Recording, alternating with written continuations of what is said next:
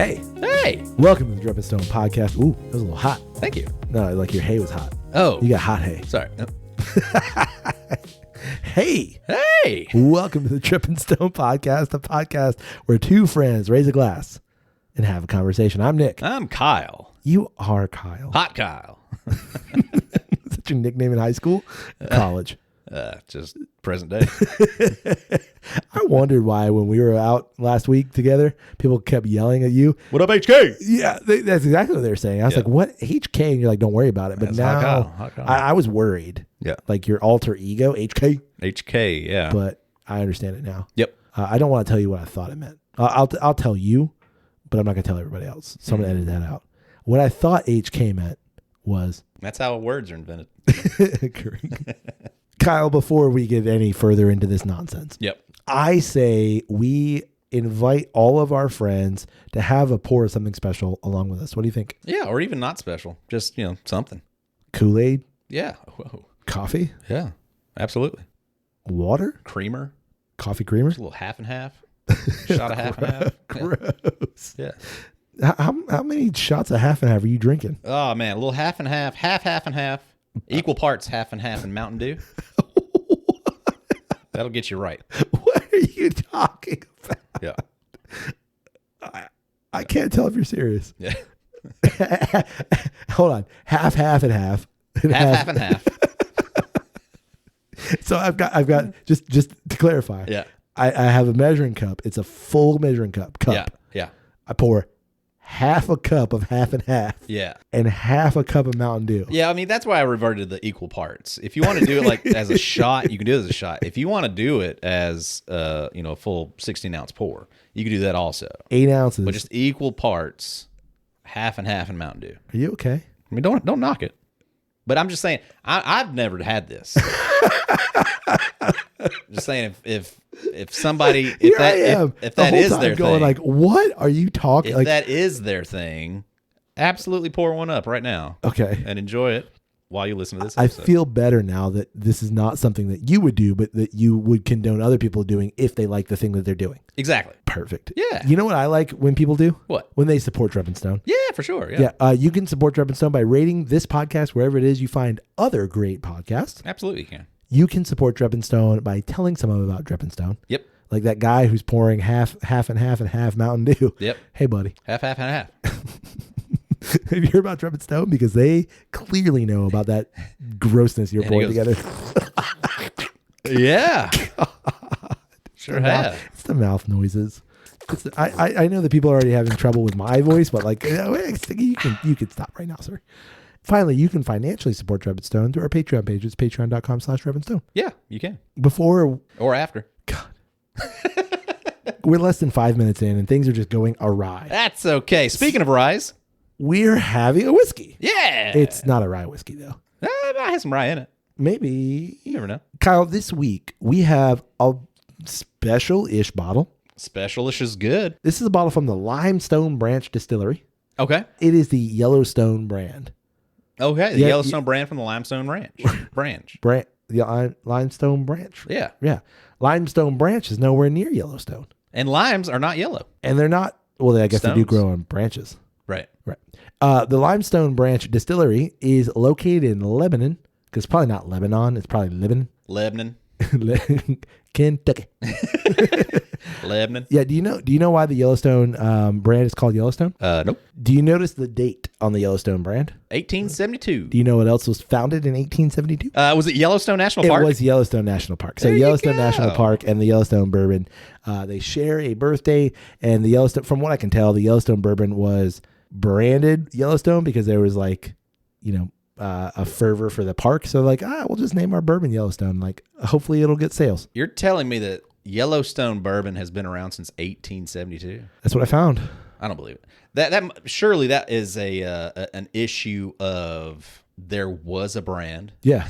Oh, yeah. And we revitalized it. Oh, It's got to be one of those situations. I think that's what I'm not saying like this has been continuously distilled right since 1870.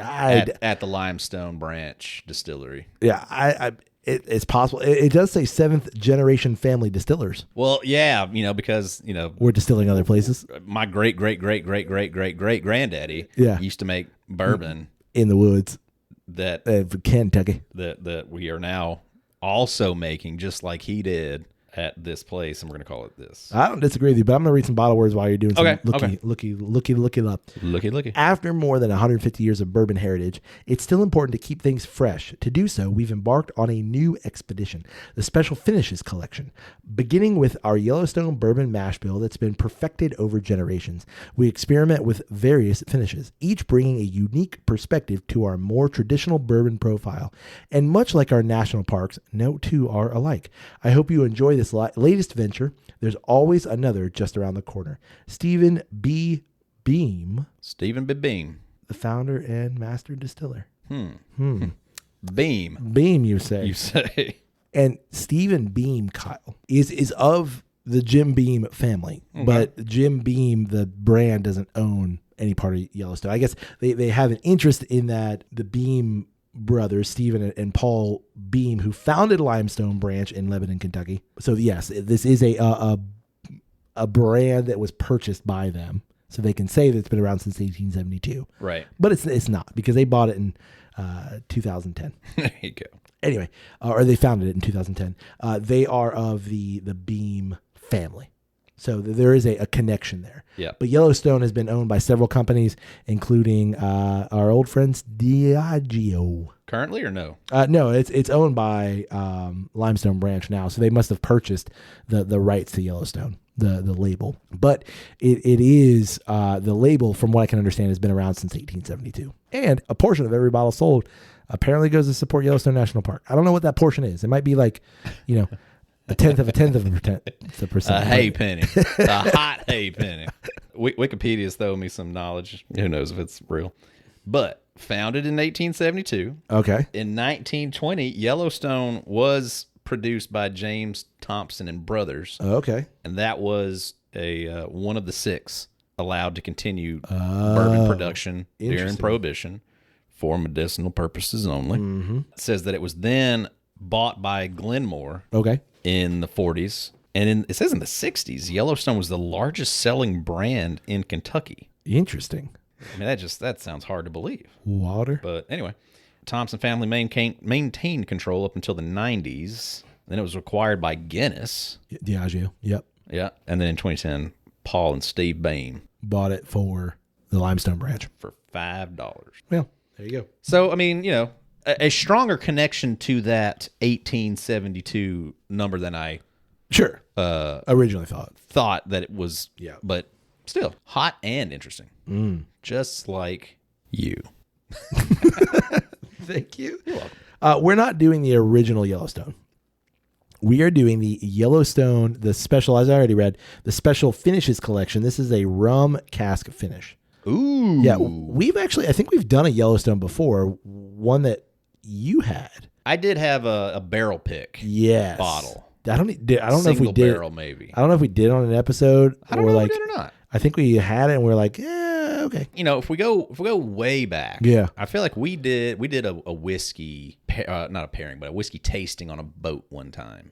And Yellowstone was featured Yellowstone. Interesting. And then I got back from that trip and then was on the lookout and then bought a bottle of Yellowstone because it was like a local eatery was doing a barrel pick, that's right, single barrel kind of a situation, and they had some and I signed up and got a bottle of it. But yeah, I don't know if we ever made that. I don't know if it did. I don't feel like that ever made an episode. So this is the rum cask. Mash bill is 75, 13 rye, 12 MB. Okay. But then what they do, after they age it for 4 years in American oak barrels, so it's a 4-year-old Kentucky straight bourbon whiskey, and then they chuck it in some rum casks for 9 weeks. So it's been sitting in the rum for a couple, 2 months, basically 2 months and a little bit. Yep.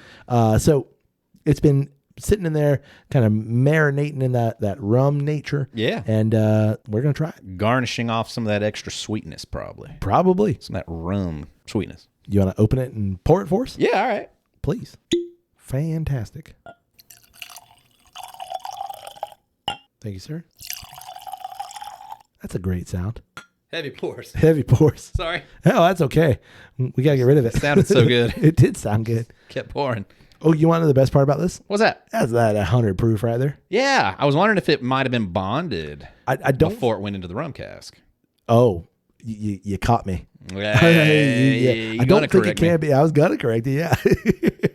It might be. Yeah, I was thinking that. I was looking at it. I was like, I mean, if you're saying it was 4 years and it's 100 proof, yeah. I wonder if it might have actually been bonded before they put it into that rum cask. Pregnant pause. Yeah.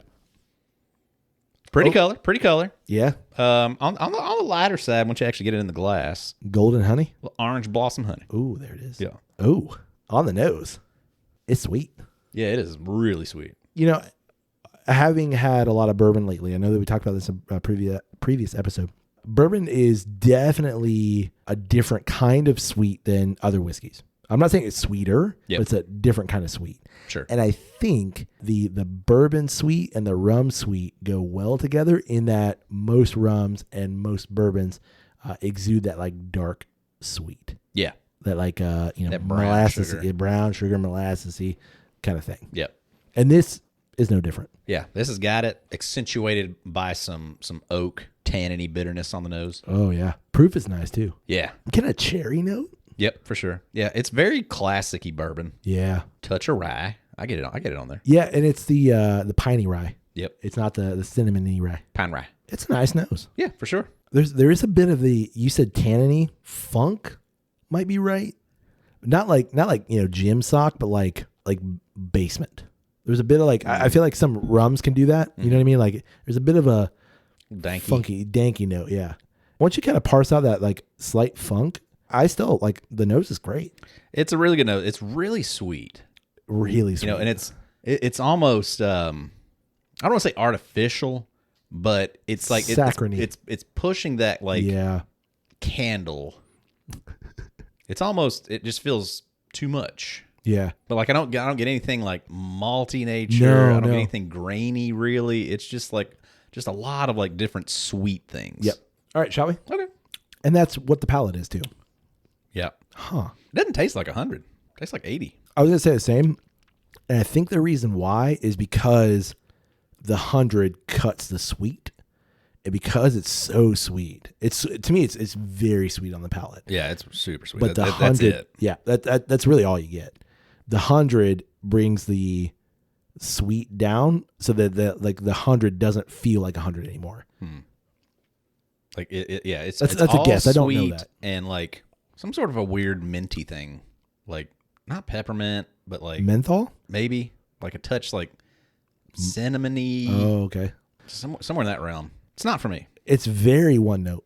Very one note. Oh yeah, for sure. Like I expected the proof to give me some wiggle room with that sweet note. Like I expected it to be sweet. I knew it was going to be sweet, but I expected the proof to play some different notes here, and just it's not. Yeah, and there's something too. Like I mean, it is one note, and then like eventually there is a really weak barrel note thing that happens at the end that like sadly just kind of reminds me of like a stave kind of situation. I don't know, that Oak and Eden's what's jumping out at me. Like just like anytime I've had anything that's like feels like it's trying to be oaky and woody, but it's like it doesn't seem natural for some reason. Yeah. I don't know. Weird aftertaste.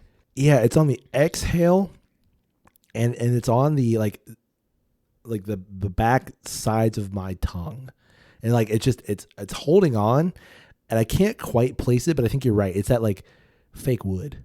It's not finished. Like I recognize it is a finished product. Right. But I mean like it needed more time, or maybe it needed less time in the rum, or maybe it wasn't a good rum to begin with. I don't know, but it doesn't meld as much as I would hope it would. Yeah.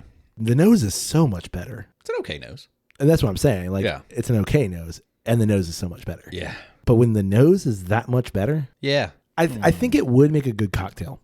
I think it'd make a good old fashioned, because you already got some of the sweet in there. I don't think you need to add a whole lot of sweet. I would be worried if that weird funky note though, like would come forward, but I think it would make a decent old fashioned. I think it might also make, they suggest actually on their website that you make a rum runner. Like basically you make a rum runner, but with this instead of rum. So like You use pineapple juice, you use, grenadine, blackberry juice, and this, and some lime juice. So what's weird is like, I don't, other than like, just like it is sweet, but I don't really even like associate the sweetness with like a rum sweetness. I don't disagree. Interestingly enough, it is sweet enough that yes, like it probably could stand up to like being treated like a rum. That added sweetness is going to come through and be present in just about like any kind of like a rum run or Mai Tai kind of a situation. Sure. But I don't know, like it just doesn't have like the rum nature. So I feel like I dare say I'd be disappointed. I agree. I know what it's missing. It's missing complexity. There's no complexity. Like with a good rum and a good, dark, not even a dark rum, but just like a good, well-made rum, you're going to have a lot of natural complexity because it is a very natural product. You know what I mean? Yeah, and it's just, to me, it's that pine aspect that's coming through that is like completely not rum.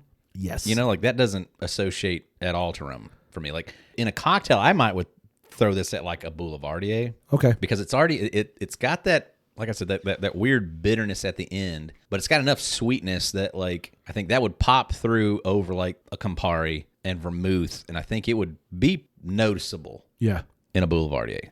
If I were trying to treat it like a rum, I think I would be disappointed because it's not rum. See, but I think like I want those drinks because they're rum drinks, and I want that rum quality. Yeah, I know what you mean. I think though that like unless you're well versed in what that rum quality is and like what that is neat, right? Most people, this would be hidden behind lime juice and all these other fruity flavors that like it's going to mix right in. Right. Yeah. No. Agreed.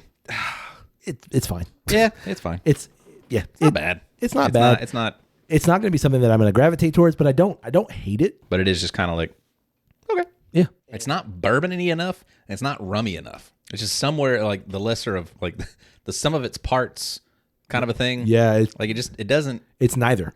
Yeah. It's just somewhere in the middle of just like, yeah, but I don't know that you got the good qualities of either. And if you're going to call it rum cask, it needs to be more rummy. And it's not, I think it is decently rummy on the nose, but on the palate, I think you're right. Now that I'm like, we've sat for a minute, I've edited some things out. It's the rye note. That rye throws it. Yeah. It throws it. I'm not saying pump up the corn, but maybe pump up the MB or move the rye off to the side. Or just pull it out. Or just take it out completely, yeah. But make that rum more pronounced. Yeah, and I think that would do it. Yeah. That for some reason, that rye is pretty powerful. Yeah. Pretty pungent. It is. And it kicks through, and it's just like that's never anything that I ever get out of rum, so it's just like, interesting idea. Yeah. I'd be interested to see what the Drep and Stone community thinks about it, because I know that this is a pretty readily available bottle. Like you can go into most liquor stores and find Yellowstone Rum Cask. So I'd like to know what they think. Yep. So I saw this thing the other day as I was kind of just doing a bit of doom scrolling, which I fall in those traps every once in a while. Like I think I'm pretty decent at preventing myself from doing that because I'd like to think I'm a little bit aware of it. But I fell into one the other day. But this was a good doom scroll session because I found something that kind of spoke to how I'm feeling in my work life. Okay, and the post was of somebody taking a picture of a page of a book and highlighting it and like doing some scribbling and writing on it, like read this and like best advice kind of thing. It's the idea of taking time and decompressing from your workday before you transition into your home life. And so I'm going to read this to you. After a day of stress and pressure at the office, most of us arrive home cranky, tired, and dispirited. We gave the best we had to our colleagues and customers, and sadly, we have nothing left for the people we love the most, our spouses, children, and friends. Like gladiators who have just completed the battle of their lives, we wearily walk to our favorite easy chair and order family members to leave us alone until we regain our composure. Taking 10 minutes to decompress before you walk through the front door of your home will help you to avoid making the scenario a part of your daily routine. Rather than leaving work, driving home, and rushing into your house, I recommend that you spend a few minutes sitting alone in your car while parked in the driveway. Use this time to relax and reflect on what you'd like to accomplish during the next few hours with your family. It's beautiful. Thank you. I didn't write it. I kind of like to know when it was written. This excerpt comes from a book called Who Will Cry When You Die? And it's by the Canadian Indian writer Robin Sharma. Sharma, I think. Shawarma? No, not shawarma. I love shawarma. I love shawarma too. Delicious. It was first published in 1999. Okay. Sounds like it's of that age. I think, like a pre-social media world. I think so, but I needed to hear that. Okay. I like what's being said here for several reasons, because I think for me, especially in like the job that I have, it's a very emotionally draining job. Like a lot of people don't think of the emotional toll that jobs take on you. Right. I think like dealing with a lot of personalities and dealing with a lot of, different wants and needs and things like that. Like it's a very emotionally draining job. So in a lot of ways I get home, and if I don't take the time to decompress, to just kind of leave that stuff there, then I do take it home and I'm angry. I'm still on edge. I'm still on edge. I'm combative, and I feel it, and I never get a respite from that. Right. So then it just carries over into the next day. Yeah. So I found myself being very intentional, and we go back to that idea of intentionality, being very intentional with that decompression, because so much of my just kind of default setting is intellectualism in some ways, of like, just I want to knowledge and intellectual, and I want to talk, and I want to discuss, and I want to think about things, where like I find myself needing to, I don't want to say just like do something mindless, because it's not that, but needing to like reset on the drive home. So I'm also in some ways advocating for, as much as I don't like my drive home, which is about 25 to 30 minutes, I think that is necessary for that decompression. I don't agree with like sitting in my driveway for 10 minutes. Right. But like that idea of like parsing through the day and then like leaving it. Yeah. And you have a specific job that it's difficult to do that. Like, yeah, when I had a similar job, like the similar job, it was like, that's what I always say of that job, is that's a job that you don't ever get a full release from. Yeah. That it's always on your mind. You're always thinking about it. You're always, how can tomorrow be better? What do I need to do to make tomorrow be more successful? And it's just really hard to fully get away from it. Yeah. It's always right there in the back of your mind. Whereas like my job is the exact opposite. Like the minute I walk out of there, I don't need to think about it until the next time I walk in. Yeah. And it's that'd be nice. Yeah. It is a different thing. But for people in that scenario where it is hard to leave it at work, like absolutely, like I can see like being that purposeful in giving yourself those few minutes to decompress and just, okay, the work day is done. Let's not bring that into the house. Even in your scenario, do you find yourself having to go from work mode to Kyle mode? Like work mode to home mode, in terms of like not necessarily like bringing anything from work home with you? I don't think so, just because like the nature of my job is like, once the job is kind of complete, the job in and of itself has a time period of decompression. Sure. And then there is the drive home. Like my job builds up to a crazy few hours of chaos, and then it slowly decompresses. And then so it's there's built in a solid hour of just like, okay, we did it. We got through it. And then there is still the drive home, so that by the time I'm home, I'm well done with it. And it's in the past. Do you think though that decompression, whether it is a kind of an emotionally draining job like mine, or maybe a little bit less so like yours, do you think that is necessary to reflect on one's day and do that, though I need to leave that there? I mean, again, when I was in that job, absolutely. Like it was a much more difficult process to completely be done with it. Yeah. Absolutely. Like there were certainly times where like you just couldn't. Mm-hmm. You couldn't completely leave it alone. Because like there's something that you need to do in preparation for the next day. So you're gonna have to do that later on tonight anyway. And so that's just going to nag at you until you do it. Like, oh yeah. Like it was just, if you're in that situation, absolutely, you have to kind of like be mindful of it and be more intentional of creating a space that is removed from it, or it's just overwhelming. Yeah, what I'm drawn to as well by that small excerpt is the hustle culture of America. And I think it's, American specific in some ways, but like I'm always working. I'm not turned off. You can reach me whenever. If you need me, call me. I've always got my phone on. Like just give me a shout and I'll help you. And I think the older I get, the more damning I feel that is.